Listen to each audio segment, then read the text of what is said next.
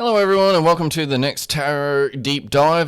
This time we are going to the Emperor. Last time we did the Empress, and that was generally referring to the alchemical principle of salt and how basically the goddess of love causes things to come together, and or the descent through Darth, as you can sort of see over here. The Empress is the Empress is basically the counterpart to the Emperor, who is sulfur. So without further ado, we'll just get into it. So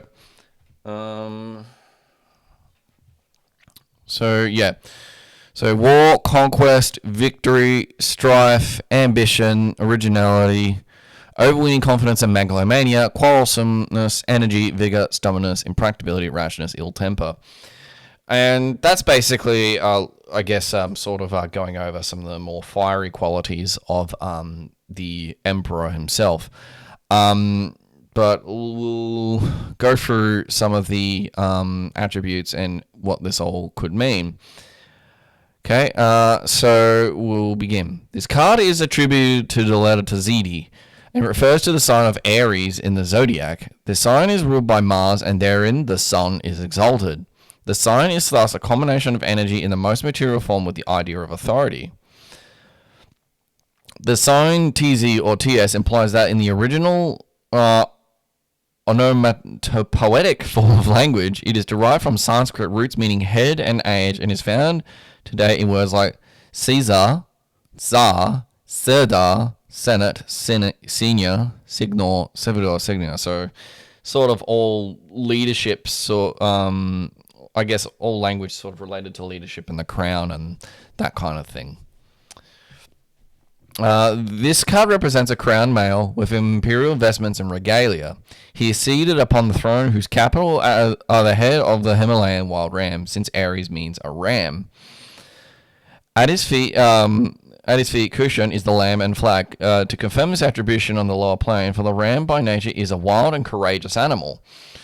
Lonely in lonely places, whereas when tamed and made to lie down in green pastures, nothing is left but the docile, cowardly, gregarious, and succulent beast. This is the theory of government. And, you know, that's actually a very poignant thing, because if you look at many, I guess, domestic animals, whether it be a bull, pigs, boars, goats, and things like that, generally speaking, in the wild, basically wild... they're wild cousins. Generally, they're quite strong. They're quite sturdy, and they're generally sometimes a little bit chaotic and sort of wild. And like things I can think of is the bull being extremely spirited and strong, and full of energy. The next thing is the pig and the boar, which sort of. If you look at a lot of past symbolism in Celtic cultures and such, you'll see that that it was commonly used as symbolism for warriors, because pigs, or boars rather, were commonly seen as like these animals that you just could not kill. They were strong, they had a lot of endurance, and basically they were a real strong symbol of fortitude, and also in some contexts, intellect as well. And then of course those same animals can be made into docile sort of I guess animals, basically polarity. And you can also see this with the idea of the battering ram in siege weaponry. Basically a ram, usually it's a sheep, because we usually use sheep to sort of describe someone who was generally cowardly, herd conformist, and all that kind of thing. But the ram is the one that breaks down gates and besieges buildings. So think about that for a bit. The Emperor is also one of the more important alchemical cards. With R2 and 3, he makes up the triad: sulfur, mercury, and salt. So yeah, so basically he makes it up with mercury. So the magician, Venus, the Empress, and of course that one. So that's basically the alchemical triad right there. Wait, R2 2, but also the High Priestess, which is the counterpart to the magician. His arms and head form an upright triangle. Below crossed legs represent the cross. I did not see that. So as you can see, it basically looks like a cross, and he's also got like the symbol of Earth with the cross on top of the globe, right there. And I think what also you should pay attention to is the fact that this is inverted. Like Venus, like the symbols that you use for like between Venus and Earth, it's actually upside down. So that's another thing to consider. This figure is the alchemical symbol of sulfur. See R210. So it's actually talking about fortune over here, Jupiter. Sulfur is the male fiery energy of the universe, the Rajas of Hindu philosophy. This is the swift creative energy, the initiative of all being. The power of the emperor is generalization of the paternal power. Hence, such symbols as the bee and the fleur de lis, which are shown on this card. With regard to the quality of this power, it must be noted that it represents sudden, violent, but impermanent activity. If it persists for too long, it burns and destroys. Distinguished from the creative energy of Aleph and Beth, this card is below the abyss. The thing about creative energy, right, is like you cannot actually just redline yourself, because I have a bit of a history of redlining myself and burning myself out, and it's not great. And I think one of the best metaphors I heard about like making sure you regulate your energy is like when you bake bread, you cannot turn the temperature up too high, and it actually has to take time, because if you put too much energy into it, it burns. It's the same sort of principle. So like the whole idea is like you still need to regulate your power. And also what happens if you dump too much fuel into the combustion chamber of a car in its engine block. It can drown it, and also it can just cause a bunch of unburnt fuel that is not capable of the engine, or worse, it can actually wear out the engine faster. So those are a few things to consider. So the idea of hustle culture, it's like, oh, just grind, is actually like some of the most, I guess, terrible advice that you can possibly take in regards to that concept. Is you actually do need to regulate your energy, and you need to make sure that you don't burn yourself out.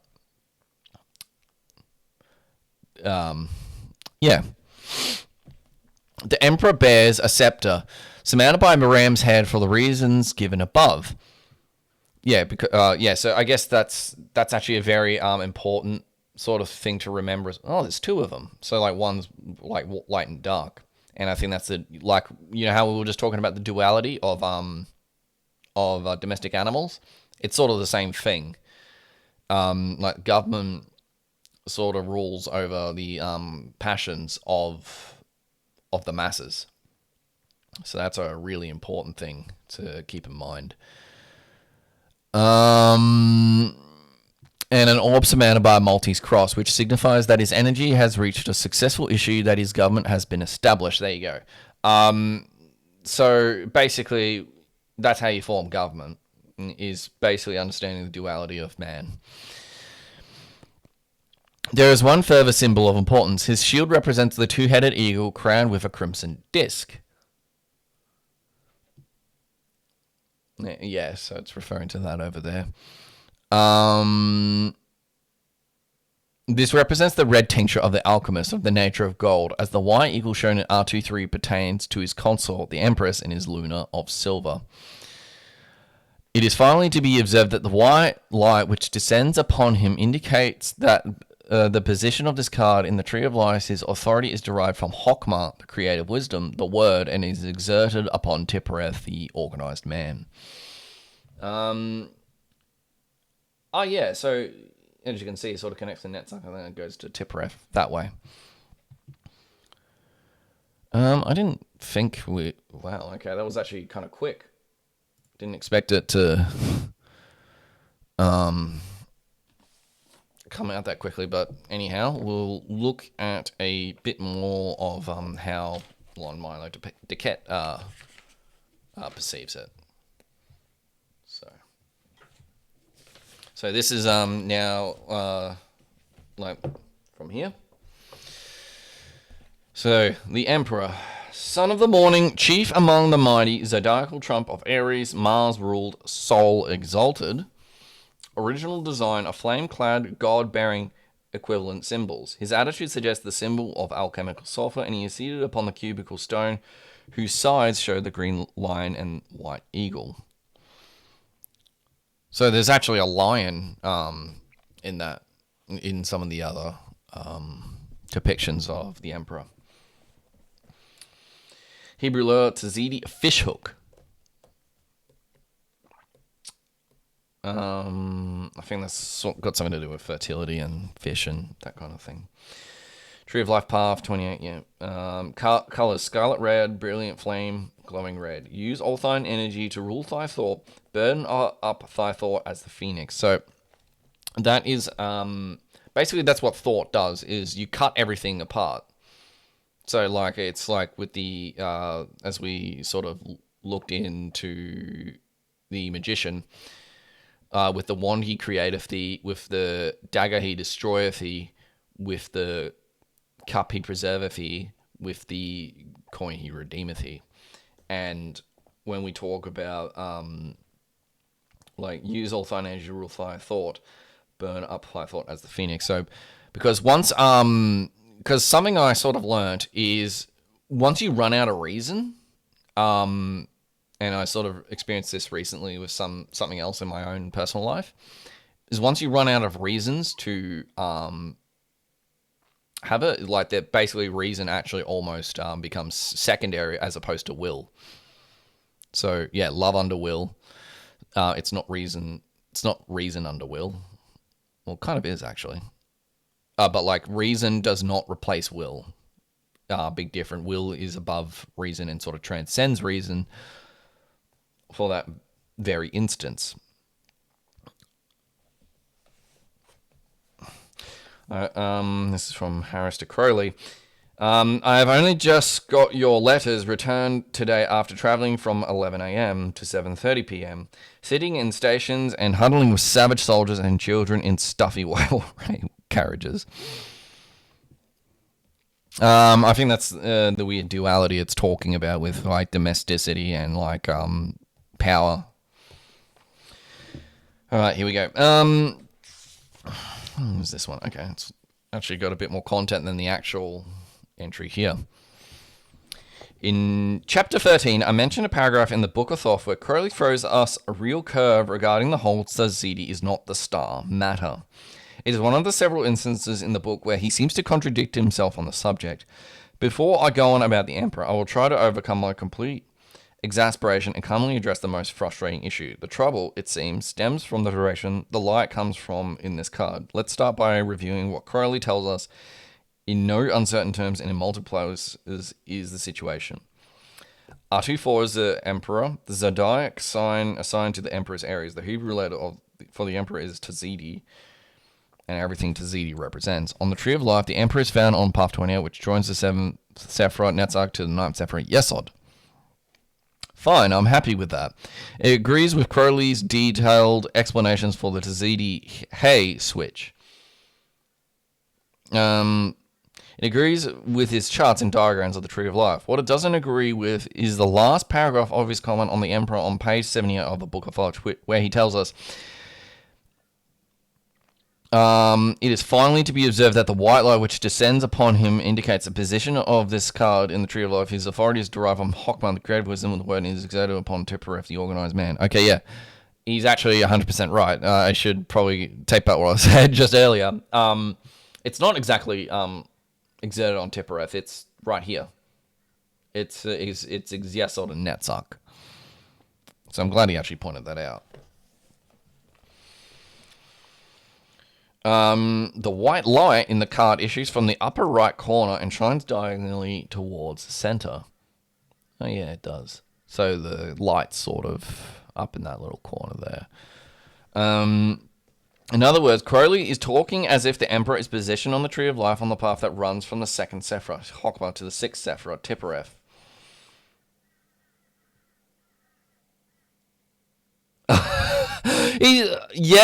Fuck. Okay, that's actually a really good point, because that completely contradicts the artwork to where the Hermit is, which I find kind of interesting.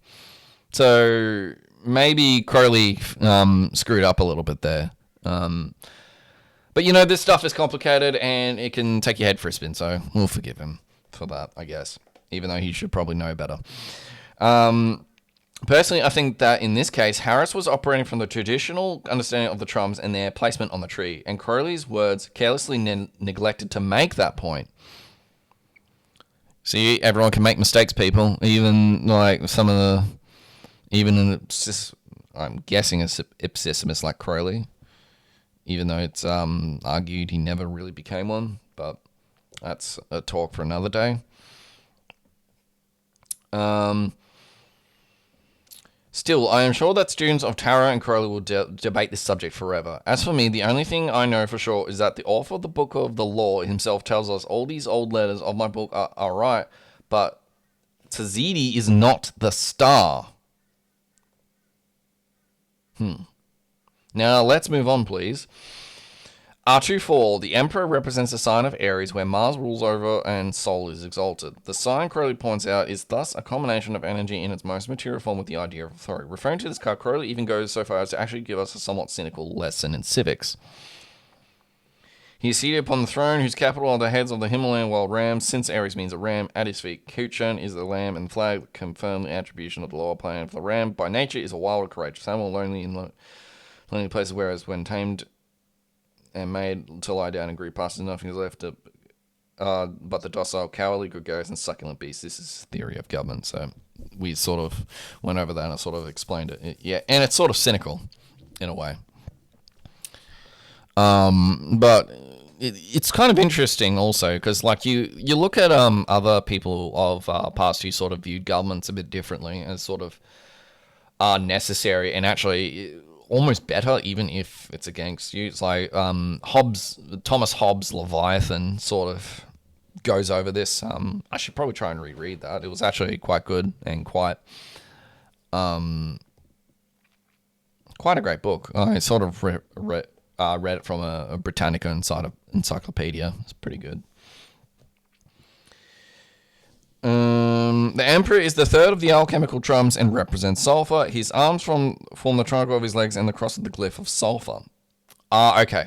So yeah, it's that, you can see it. So yeah, it's that cross over the legs, and that sort of arrow sort of pointing up sort of thing. He's the that sort of cross, which Crowley tells us is the male fury energy of the universe, the rajas of Hindu philosophy. This is the swift creative energy, the initiative of all being.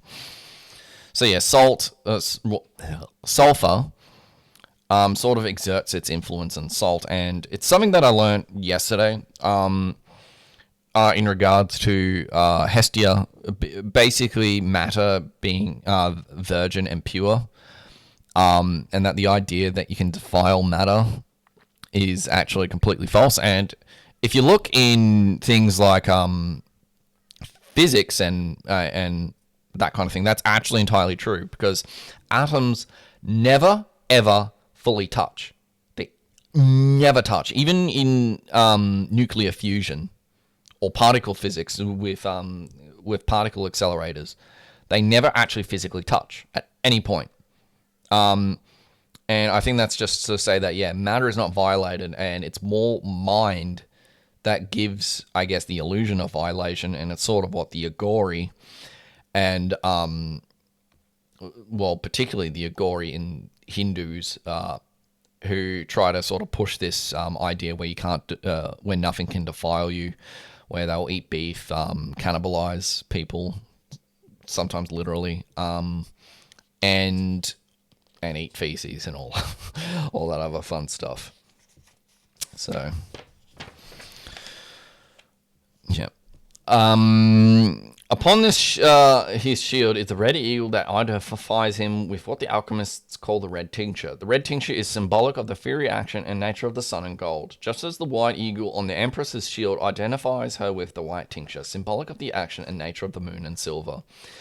The great alchemical recipe dictates that we must first find the white tincture, then the red tincture, then unite them to accomplish the great work. This, of course, suggests that the Empress and Emperor enjoy a much more intimate relationship than what we expect of government officials. We will see them get very cozy in R2 14 art. And that will kind of conclude that one. I guess we'll just go over the data here. Let's give everyone a bit of an idea and see if there's anything. Oh, attributed to Isis. Small section of Hindu deities. Shiva? Yeah, that makes perfect sense. Athena. I find it really interesting with some of these attributions that some of them are masculine and some of them feminine. It doesn't entirely make sense to me. I know that, like, different symbolism from different I guess, like, Dionysus is, like, has a lot of parallels to Christ, for example, but all the same, he still has fundamentally different characteristics, even though they sort of represent the same idea of death and rebirth. But we'll talk about that another day again. Selection of gods, the disciplines are too indefinite. Decipher are too indefinite. Okay, that's interesting. Tiger lily, ruby, magic weapons, throne and altar, perfumes, dragon's blood, vegetable drugs, or cerebral excitants.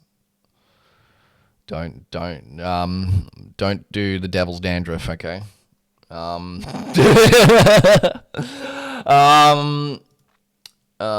Magical power, the power of concentrated things. So, actually, I want to touch on that very quickly because, as I was just talking about before, with matter not being able to be defiled, but mind is actually what sort of gives matter its coherence. And when you consecrate items, you're putting mind into matter, mind over matter.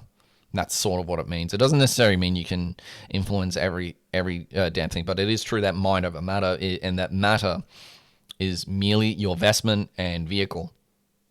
And it's completely passive, and it's not violated. The only thing that's really violated is the mind at the end of the day. Son of Aries, 12 tribes, angles, magical images. Okay, yeah, that's sort of Goetic sort of stuff. Baal, Malthus, Genoi, title Son of the Morning, Chief among the Mighty. Correct design. Tarot trumps, flame-clad god bearing equivalent symbols. Human body, head and face, legendary orders and being, mania. Diseases, apoplex. What the hell is apoplex? Let me just look that up quickly. What is apoplex? Apoplex.